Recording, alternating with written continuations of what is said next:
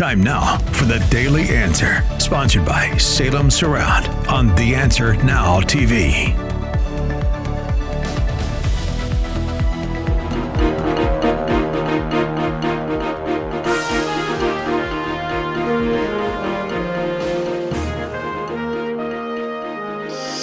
Breaking now on the Mike Gallagher Show. So out of New York City, as you take a live shot at and a live look at Kansas City, Missouri on the Salem News Channel cameras, and we appreciate you tuning in.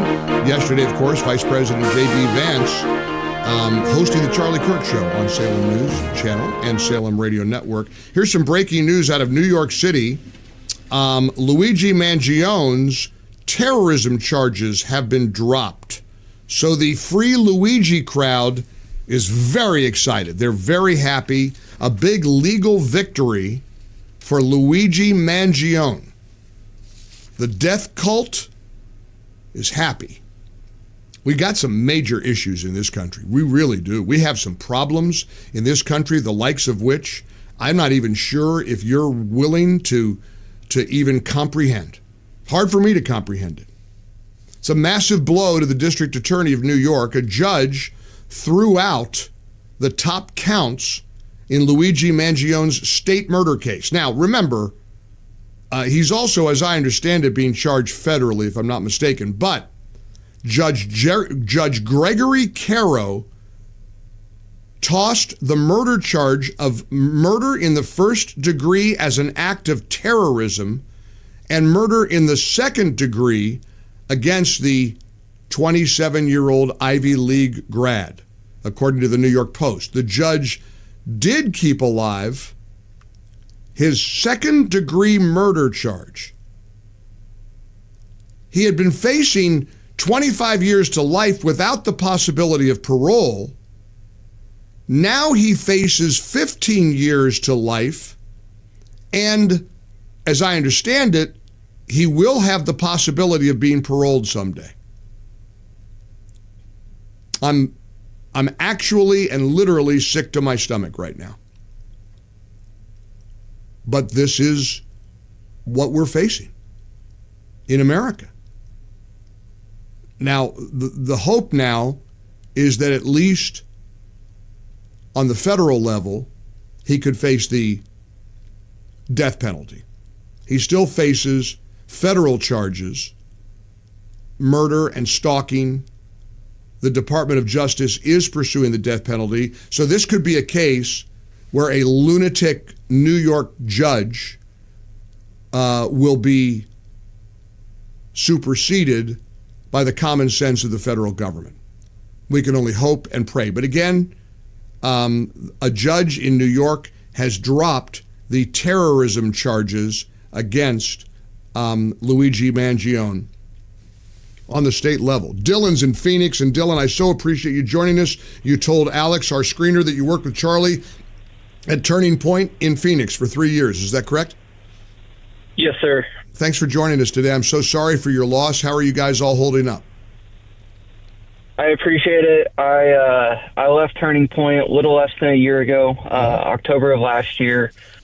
I was in direct contact with Charlie periodically. I used to be the one who checked all the mail. I set up the entire database and everything. I see. For Turning Point USA and Turning Point Action, along with Blexit as well. And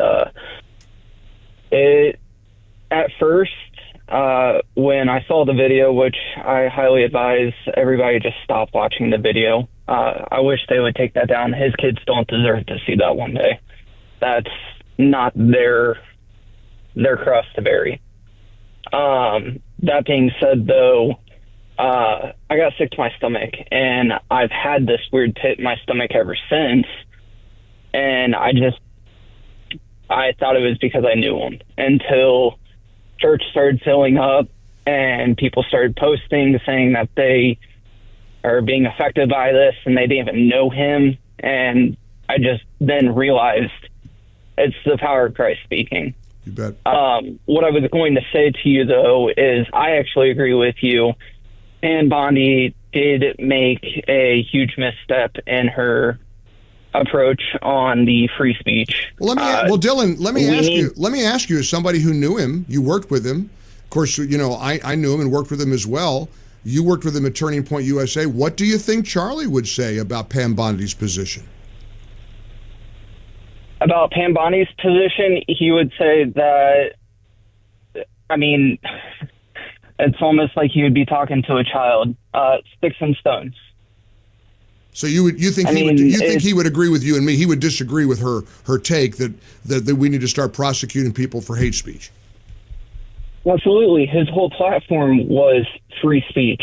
Yep, got it. Dylan, we're sorry for your loss, and we appreciate your perspective joining us from Phoenix. We'll be in Phoenix later this week. We're attending Charlie's memorial service on Sunday. We'll take you with us. We'll preview it on Friday, and then we'll play highlights from it on Monday's show from Phoenix. Hope you can join us then. I hate it when I come into work and it just feels like there's nothing but bad news, and there does feel like nothing but bad news right now. Moments ago, a New York judge tossed the district attorney's terrorism charges against the accused United Healthcare CEO assassin, Luigi Mangione. The suspected killer appeared in court today.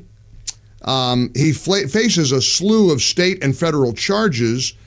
The judge tossed out the first-degree murder associated with terrorism charge. They kept the second-degree murder charges in place. Now, he's also facing federal charges, but the judge, the NYPD's Counterterrorism Intelligence Bureau is warning businesses, political groups, and public figures that the risk of more assassinations remains elevated.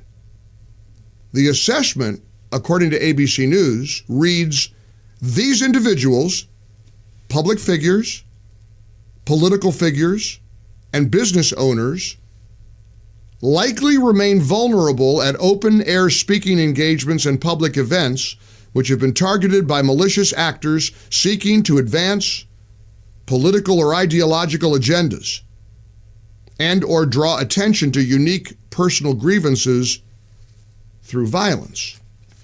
Look, some of them are willing to say it out loud.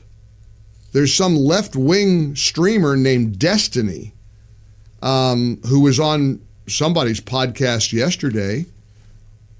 We saw this on X last night, and said that assassinating prominent people like Charlie Kirk and Brian Thompson, well, there's a reason for it.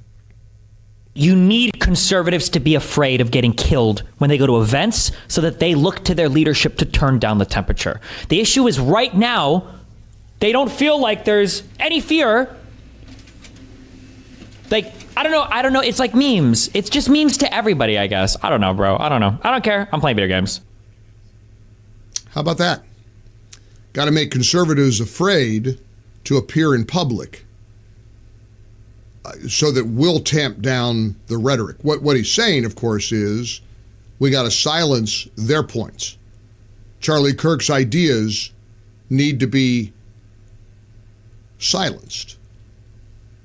And they silenced Charlie Kirk. They killed him because of his words, which I guess makes that left-wing streamer happy. For full shows, live and on demand, it's Salem News Channel. Stay informed anytime, anywhere with the Salem News Channel at 9:30 a.m. TheAnswer.com. This has been The Daily Answer, sponsored by Salem Surround on The Answer Now TV.